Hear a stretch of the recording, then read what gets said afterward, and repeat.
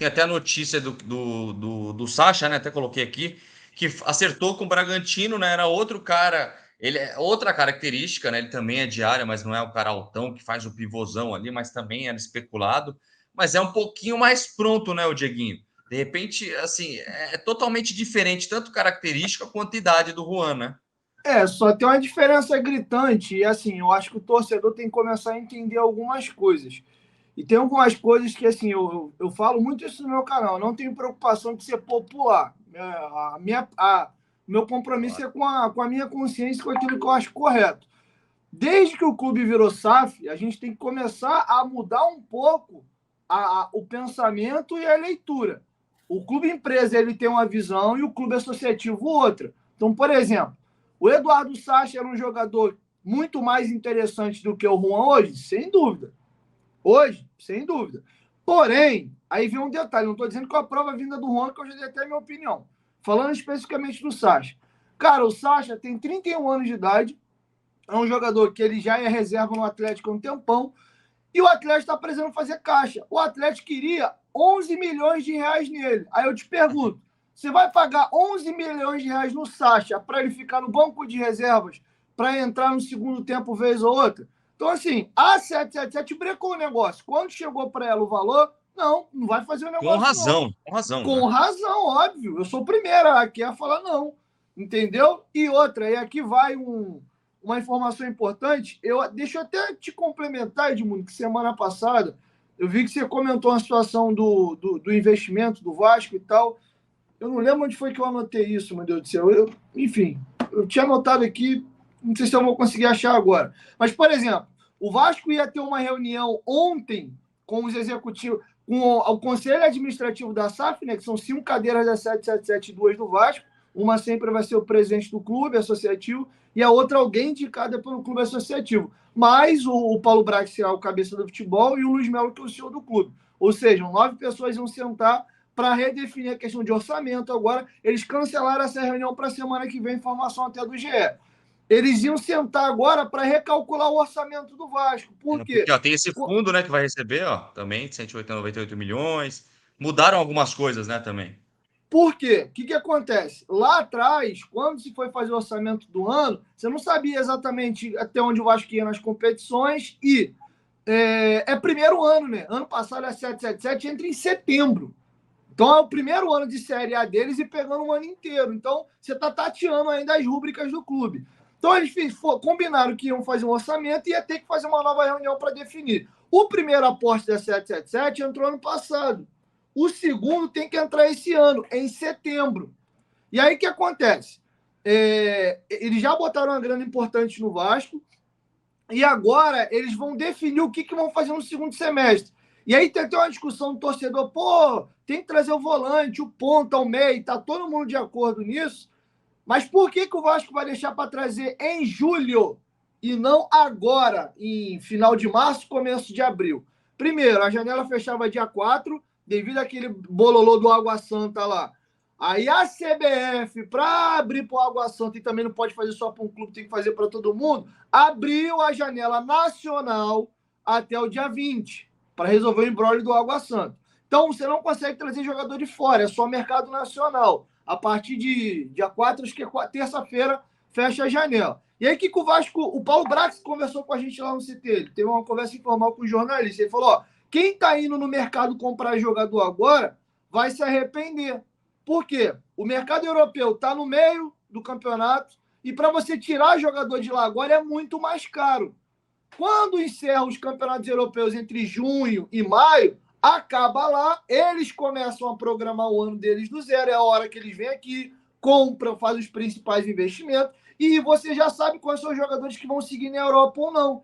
E casa próximo ao período que a 777 tem que fazer o segundo aporte, porque tem data, tem cronograma, não é? Eu quero hoje, bota a grana hoje. Não é um aporte por ano em setembro. Aí eles devem antecipar a grana para julho. Então, em julho, dia 1º, é quando o Vasco vai ao mercado e vai voltar a contratar jogador fazendo investimento. O Vasco vai voltar a comprar jogador de novo esse ano, mas só na janela de julho. Por esse cenário que eu acabei de explicar. Financeiramente é mais interessante, porque todo mundo já decidiu a vida na Europa, já sabe quem vai vir, quem não vai vir, e já vai ter tudo amarradinho já para o orçamento do segundo semestre. Então, essa janela agora, que foi final do estadual, é só negócio por empréstimo ou jogador chegando sem custo. Por exemplo, o Juan veio o Vasco pagando R$500 mil pelo empréstimo. É isso. Porque o outro aporte vai entrar no segundo semestre. Não podemos deixar de lembrar que o Vasco é o segundo clube brasileiro que mais gastou no país, atrás apenas do... Eu não lembro agora se foi o Palmeiras ou o Flamengo. E o Vasco, eu até me assustei. Foi feito um levantamento de uma... Me fugiu o nome da empresa. O Vasco é o 21º clube no mundo que mais investiu no ano. No mundo, não é nem só no Brasil, não, é no mundo que mais investiu no ano. E aí eu vi que o Edmundo até comentou, o Vasco já gastou, Ed, eu fiz o levantamento. Ah, lembrei onde está. Elenco, a minha planilha de Excel de elenco, cadê? Elenco do Vasco, achei. Ó, vou te bater em número, tá? O Vasco gastou 10 milhões e meio no Pedro Raul, 16 milhões no Léo Pelé, 16 milhões e meio no Piton, 20 milhões e 700 no Orelhano, 10 e 700 no Pumita.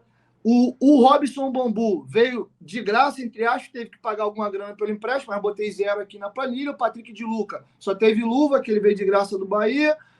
Jair, 13 milhões e 200. Léo Jardim, 12 milhões e 600. Capasso, foi 50% só dos direitos econômicos, 7,600. O Vasco gastou 107 milhões e 800 mil reais, mais uma graninha aqui de empréstimo, luva que eu não calculei. O Andrei foi vendido por 12 milhões de euros, que dá 68 milhões e meio, sendo que o Andrei é dono de 30% dessa grana. 20 milhões e meio vai para o bolso do Andrei. Líquido para o Vasco ficariam 48 milhões. Ainda assim, o Chelsea vai pagar isso em 2 parcelas.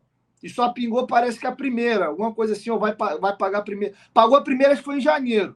Então, o que o Vasco gastou menos o líquido do Andrei, botei como se fosse tudo à vista, porque o Vasco também comprou parcelado, o Vasco teria gasto 107 na janela e entrado 48 do Andrei. A diferença daria uns 59 milhões e 800. Sendo que você tem que considerar em orçamento de novo que o Vasco tinha orçado que pelo menos ele ia chegar às oitavas de final da Copa do Brasil, coisa que não aconteceu. O Vasco foi eliminado na segunda fase da Copa do Brasil. Então, a empresa, ela trabalha com planilha ali bonitinho. O cara não vai gastar mais do que ele arrecada, que é justamente o que aconteceu com a gente para a gente ser vendido. Foi o que trouxe a SAF para cá. Então, eu vi que o Edmundo fez um comentário nesse sentido de contratou com o dinheiro do Andrei, não foi bem isso, tá, Edmundo? Então, eu planilhei aqui direitinho. Eu super te entendo, o Diguinho, e acho que você está coberto de razão. Acho que os números são muito esclarecedor para a gente, mas para a gente que torce para o Vasco, os números são menos importantes, a paixão ela é mais importante. Quando se anuncia a 777, cara, na minha opinião, é 100% favorável ao Vasco. Eu sou super, hiper de acordo, né? Porque quando você deixa de ser um clube que não paga salário em dia, quando você deixa de ser um clube que não contrata, que você não paga salários condizentes no mercado, na teoria você vai voltar a ser competitivo, né? Só que a minha crítica, acho que nem a palavra crítica, é comentário só, é que o que a gente escutou, que teriam X milhões investidos anualmente, isso foi maquiado, porque primeiro você vende e depois você investe, entende? Entendeu? Porque no investimento inicial não tinha venda, entende? É mais ou menos isso a minha crítica. E, cara, acho que o Vasco foi assertivo demais, assim. Ninguém contrata 13 jogadores e 6 ou 7, sei lá, 8 dão certo logo de cara, né? Os outros ainda têm chance de darem certo. Acho que o Vasco foi muito, mas muito, muito bem no mercado.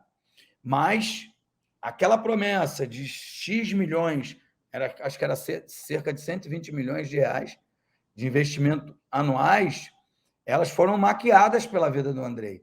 E só veio a metade. mais ou menos isso que você falou para mim aí no. Mas a gente está em março, Edmundo, o ano não acabou, entendeu? E além da questão dessas compras, vão ter mais no segundo semestre, teve investimento no CT, e se lembrar, quando eles chegaram, foi pago um caminhão de salário atrasado que estava. Então, assim, tem outros investimentos sendo feitos no meio do caminho, porque o dinheiro, a gente está em março. É porque a galera eu vejo que a galera está emitindo opinião como se já tivesse acabado o ano e entrou isso. Cara, o ano não está nem na metade ainda. Então, de novo, eu acho que, é como que você falou, as coisas estão acontecendo, mas eu acho que o ano nem acabou ainda, a gente está em março.